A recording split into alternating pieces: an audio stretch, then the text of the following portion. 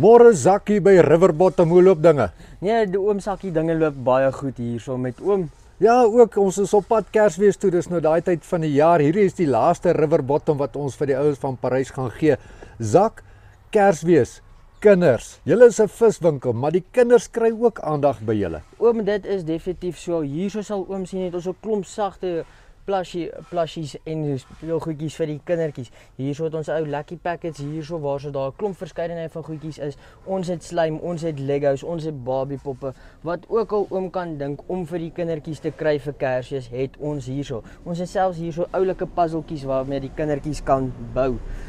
En dan is hier nog vreeslik baie ander goed aan hierdie kant ook. Ons het verskeidenheid van board games waarmee jy saam met die familie kan speel en selfs met net 2 persone. Soos oom kan sien, regtig 'n klein huisie vol speelgoed en verskriklik baie puzzles en bordspeletjies en alles vir die familie.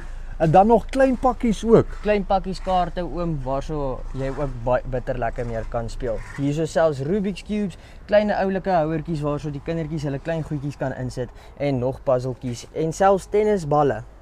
Ja, Zak, en dan is daar natuurlik vir pa en vir ma ook 'n geskenkie as ons teruggaan na die visgery toe. Daar is al definitief ook hier daarso vir die ouers ook geskenkies wees. Honderde stokke, katrolle, elke ding wat jy nodig het vir visvang hier by Riverbottom in Parys in Breestraat.